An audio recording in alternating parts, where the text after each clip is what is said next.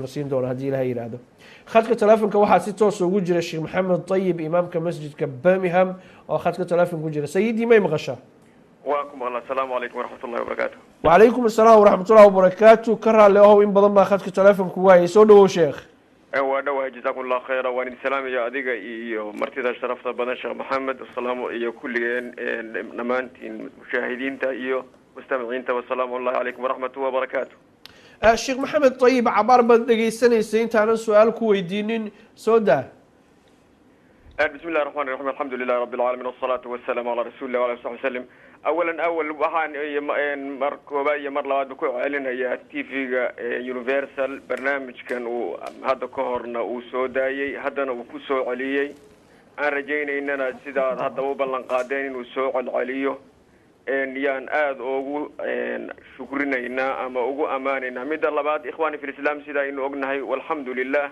waxaynu ka soo jeednaa bulsho islaamku uu asal u yahay curfigeeda iyo dhaqankeeda islaamkana jecel iyaduna asalba u leh in ay curfiga xaqiiqiga ee ummadaha kale caado kale u tahay islaam u ah sidaa darteed waxaan dhihi lahaa meeshan sidan soo socota dhib baa hadda jira laakiin waxaan ugu bishaarinayaa dadka soomaaliyeed shacabka soomaaliyeed cid walba oo ka hor timaada oo isaga iyo diinkiisa kala dhex marta dhabarkay ka jabtaa isagaana soo hadha sidaa darteed waxaad ogaanaysaan soomaalidu bulshada soomaaliyeed ama shacabka soomaaliyeed wuu ka bixi wardadan wuxuuna u bixi doonaa bara alamaan cid walba oo ama magac diineed ha wadato ama magac siyaasadeed ha wadato ee hor istaagta sidaa ilaahay ugu talagalay oo ah inay yihiin dadkii xambaarsanaa diinka islaamka qarni afriqiyana uga gudbiyey caalamka qayb far badan oo kamid oo ay kamid tahay africa oo dhan way xambaarayaan risaalada wayna soconaysaa wixii khaldanna wuu ka hadhi doonaa fa ama azabadu fayadhabu jufaa'an wa ama maa yanfacu nnaasa fayamkuthu fi lard wabaaraka allahu fiikum xayaaka allah sheekh waxaan doonayaa marka horeba inaan su-aal ku weydiiyo su-aashaasoo laftigeedu ku wajahan culamaa udiinka soomaaliyeed oo dhan oo weliba sheekh maxamed idriis oo hadda nala joogo uu ka mid yahay culammada al-shabaab marka ay hadlayaan culamadiina qurbaha joogta oo guryahan iyo nimcadan ku dhex jirta waxay yidhaahdaan mushakalkiina idiin qooshan jihaadkii iyo diintii waa ka tagteen adduun baad ka doorateen ragga dhabta oo dagaalamaya oo dalka xoreynaya ayaga weeyaan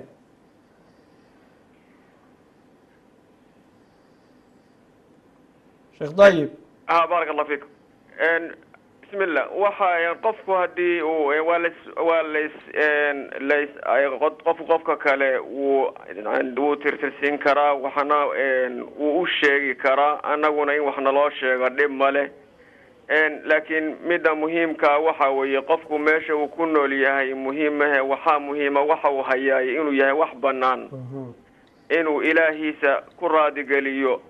waxa uu hayo dadkan meelahan joogaay culimaduhu xaqiiqatan waxay ku jiraan saqra ama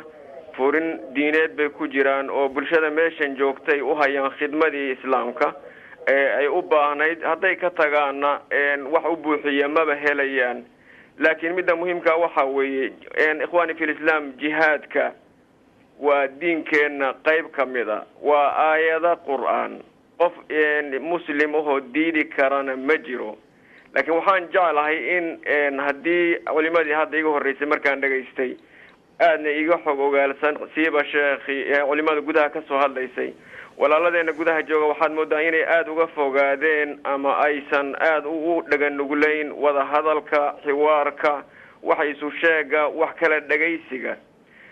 waxaa marka soo gashay shubahaad diineed oo dadka dhalinyarada ah ay u nugul yihiin in ay maqlaan oo ay moodaan wixii saxda ahaa sidaa darteed waxaan rajaynayaa nadawaadkuna inay meel kasta ka bataan arrimahan soo socda in la kala saaro in alfarqu bayna rafdi alxukmi wa bayna alkhilaafi fi tanziilih in la kala qaado shaygan miyaan diidanahay aslan mise waxaan diidanahay qaabkiinu u dabaqi lahayn baa khilaaf ka jira aayad qur'aana matalan yaad leedahay aayadan xukunkeedii waa sida kuma diidi karaana ima diidi kartid laakiin aayadan camalkeeda xageen dhignaa waxay u la mid tahay salaadii baa inagu waajibtay marka salaadii markay inagu waajibtay wujuubkeedii ma diidani ma masaajidkaasaan ku soo tukanaa mise kaa oo kaleeto salaadii hadda miyaan tukanaa mise saacad kadib baan tukanaa oo kale laakiin isma diidanin qur'aanka aayadaha ku soo arooray jihaadka lama diidano laakiin man yunazzilu manzilaha yaa dejin aayadan meeshii loogu talagalay inay jihaadkii meeshii loo baanaa hadda ay tan tahay aada hayso kan jihaadka sheeganayo iyo walaalkay kaa soo horjeeda ee kule aayadu waa jihaad waana sax laakiin meeshan hadda u wada maaha inaad anoo tukanayo igu disha jihaadkii lagama wado inaad masaajidu aad kharibta jihaad lagama wado inaad culimadii muslimiinta dhiigoodii mimbarka hortiisa ku daadisa jihaad lagama wado yani aayadii jihaadka iyo meeshii la dejin lahaa waa laba kala shay haddaan isku khilaafno midda labaad oo iyadana inaynu kala saarno u wanaagsan oo aynu garanno marka aynu shareecada islaamka dabaqideeda shareecada islaamka la dabaqaya qofkii la diidana la dilayaa baa la leeyahay shareecada islaamka in la dabaqo qof diidayaa ma jiro oo culimo ah laakiin sideen kayfiyadii loo dabaqi lahaa iyo ciddii fulin lahayd waan iskhilaafi karnaa haddii aan ku idhaha shareecada waan ku ogolay laakiin adigu madaxdii ii dabaqi lahayd ma tihid shareecadii maan diidina adigaan ku diiday waa inaan kala garanaa inaan qofka diidi karo iyo inaan shareecada ka diidi karo laba kala xugun bay leedahay waxaan ku odhan karaa salaada waan tukanaya laakiin adigu ima tukan kartid sidaasoo kale aan ku odhanayaa shareecada anigu waan rabaa in la dabqa laakiin adigu madaxdaydii ma tihid oo iima noqon kartid madaxdii xaq baana u lehay inaan idhaaho adigu muqadas ma tihid ilaahay ima soo kaadin oo rasuul ma tihid anigoo kalaa tahay adiguna anoo kalaanahay waynu isdiidi karnaa aniga adigu diinka laakiin muqadas oon la diidi karin marka shaksi muqadasa oo tasarufaadkiisa oo dhan la ilaalinaya ma jiro sidaa darteed qofka keligii islaamku uhu macnihiisu waxa weeye in la qadisana doonayo xaq uma u letaa mid saddexaad haddaan ku duro oo adiga iyo manhajiyada aad ku dabaqaysa diinka aan ku duro diinkii maan durin adaan ku duray farqun baynaka wa bayna addiin adigii iyo diinku waa kala duwantihiin diinku kuguma sargoono meeshaad martaay diinkii ma aha ee waxa maray waa adigii saa darteed adiga khata baa kaa suuragala saxna waa ka suuragala laakiin diinku mar walba waa saxan yahay haddaad maradii diinka wato oo tira ani haddaad wax ka sheegto diinka wax ka sheegto taasi may islaamku sidaa ma aha waa taasi waa masiixiyadda yaa waxaa la yidhaha qofku ilaahay afkiisa ku hadlayaayo waxa uu leeyahay oo dhan baa xaq ah waxa uu leeyahayna ilaah baa ku leh taa inagu ma ogolin adigu adigaa tahay insaan baa tahay khata baa tahay waana saxmi kartaa waana khaldami kartaa aniguna adigoo kale inaan sidaa u fahamno oo qofka haddii la duro ama xarakadii la duro ama jihadii la duro dacnigaasi ma aha dacni diintii la duray dad baa la duray iyo tasarufaadkoodii iyo suluugoodii iyo kayfiyadii loo tadbiiqin lahaa mid saddexaad ikhwaani fi islaam sida culimada hadda hadashay ay u sheegeen innaga waxaa hadda la maraya qad balaqa saylu zuba meeshii ugu dambaysay baa la maraya xurumaadkii oo dhan baa waxaa lagu banaysanhayaa oo mafaatix looga dhigayaa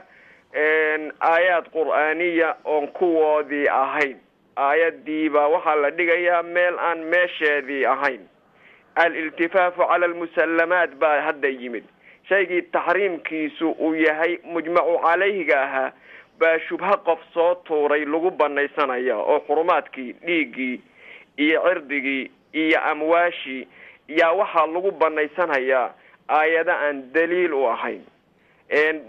arrimahaasina waxay u baahan yihiin haddii ay laga soo aada looga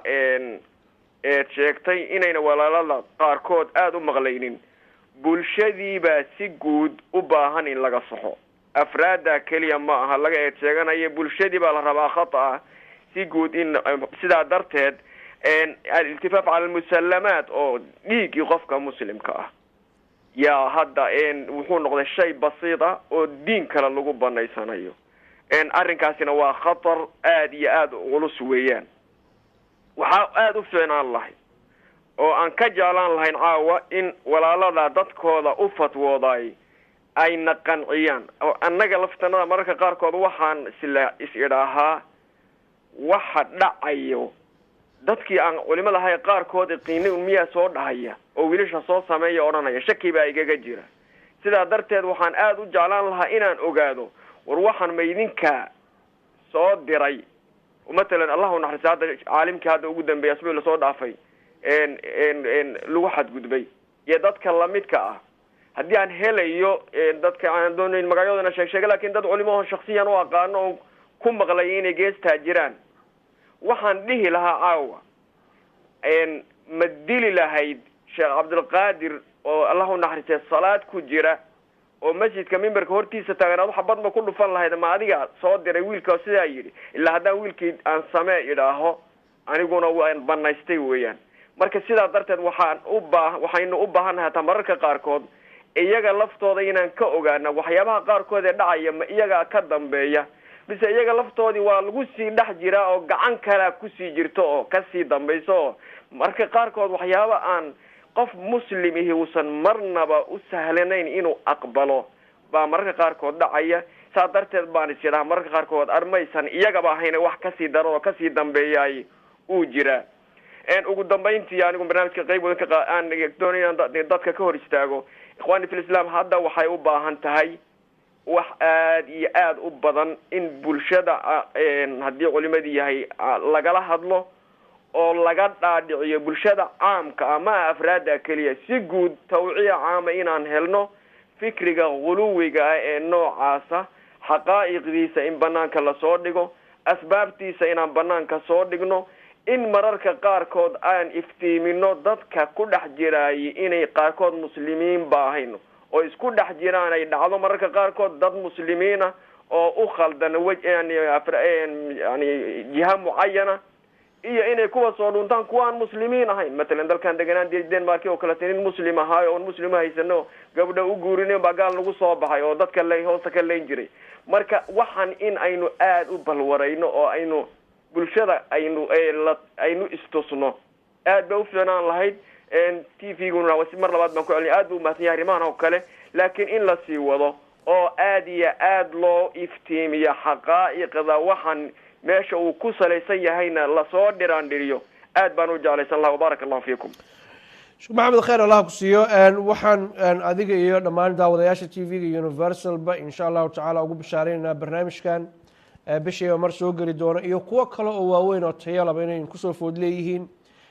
waxa aan ku khasbanahay inaanu idin adeegno waxaana mudantiin wax loo adeego daawadayaasha TV-ga Universal barnaamijyo tayo iyo warar sugan inaan idin soo gudbino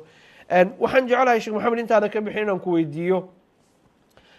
sidee ayay ku suurtageli kartaa si kale haddaan ku dhigo dowladdu inay siday haddaba ku dhawaaqday inay tiraahdo cid allaale ciddii kasoo tagta nimanka dhalinyarada amase dagaal iyo isbaaro iyo dhibaato Soomaali ay ku haysa kasoo tagta gacmo furan baan kusoo dhaweynaynaa ma kula tahay kuwooda waaweyn laftigooda in la yidhaahdo albaabadu way idin furan yihiin soo dhawaada ha horta waxaan tawbada la yidhaaho qiimeyn badan buu mudan yahay ilaah baa qiimeeyey subxaanahu wataala qofku markuu khalad ka soo noqdo khalad uu ku jira markuu ka soo noqdo diinka islaamka macno weyn buu ugu fadhiyaa ilaah baa subxaanahu watacaala taa inoogu qudwaca isagaa ugu cadiimsan cid ka weyn oo lagu khaldami lahaa ma jiro goorta uu lagu soo noqdana wuu jecel yahay rabbi subxaanahu watacaala in looga soo noqday khata oo loo soo noqday saxdii saa darteed waxaan dhihi lahaa weliba arrinkaa ha la tashjiiciyo oo abaalmarin ha la siiyo dhinacyo fara badan ah oo yani soo dhawayso oo kuwa kale u noqota tusaale wanaagsan ama qof culimo ahoo intuu ismuraajaceeyo soo noqdo iyaga kamid ha noqdo ama dhalinyarada caadiga ha noqoto ama madaxdooda ha noqoto qofka soo noqdo weliba in si gaar ah loo ikraamo oo si kuwa kale uu qudwo ugu noqdo barnaamij mucayanana loo sameeyaba oo arrinkaas ugu noqdo dacwo dawladuna ay aad arrinkaa ay u qiimo weyn si gaara u siisiiso inaguna aan si gaara u siino qofkii ay ogaanay arka ka soo noqday aan qiimayno oon ma sahlana yani arrinkaas uma ay sahlana dhalinyarada aan ku tashjiicino oo aynu tusno inuu bulshadiisii oo jecel usoo laabtay arrinkaas aad bay u wanaagsan tahay saan u arka aad bay u wanaagsan tahay sheekh maxamed waxaan jeclahay inaad kusoo khulaasaysid daqiiqad wax ka yar maxaad ummadda soomaaliyeed ugu baaqaysaa iyo xukaamtooda iyo culammadooda iyo caamadoodaba si loo helo nabadgelyo waartay insha allahu tacaala dadka soomaaliyeedna cizigoodii iyo sharaftoodii usoo noqoto kaamamka dadka soomaaliyeed ay ka buuxaan ay ku ba-eena albaabada loogu xiro waxaan isku dardaarmaynaa horta cabsida ilaahay iyo diinka islaamka oo dadka ehelka u ah laga qaato loola noqdo isla markaana iltizaamka xaqiiqiga ee islaamku inoogu yeedhayo oo salaam ah isaga laftiisa yaa salaama loo noqdo thaniyan ikhwaani fi islam waxaynu aad ugu dhex jirnay muddo aad fara badan dhiig muslim oo daadanaya kulligeen waxaan isaga digaynaa dhiigga muslimka daadintiisa iyo asbaabtii keeni lahayd midda ugu dambeyntii aan dhihi lahaa dawladda iyo shacabka si guud waxaan ugu dardaarmi lahaa dawladda cusub way cusub yihiin arrin culusna way ka dhaxleen dadkii ka horreeyay oo maamulada ahaa in ay iyagu ay horta ilaahay uga cabsadaan waxa ay samaynayaan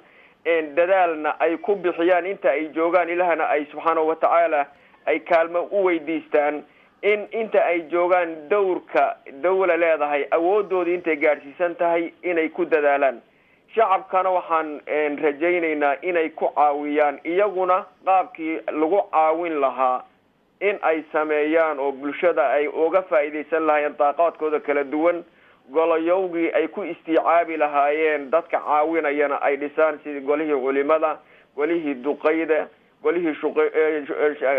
shuyuukhda iyo kaaba qabiilada golihii aqoon-yahanada dad noocaas oo dadka daaqaadkiisa ay ku istiicaabaan inay samaystaan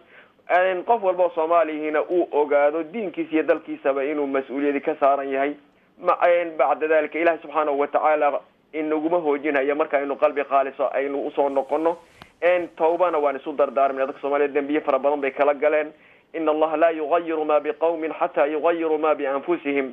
in aynu qulubteena ka saarno xiqdiga iyo xumaanta ku jirta oo qof waliba uu ka kale u cafiyo dhammaanteen taasna waan isugu dardaarmina ugu dambeyntii wabaaraka allahu fiikum sheekh maxamed dayib imaamka masaajidka birmingham aad iyo aad baan kugu mahad celinayaa sheekh baraaka allahu fiikum okay birmingham bamudey الله كحفظ يا شيخ جزاك الله خير وأحسن الله إليك وكثر الله أمثالك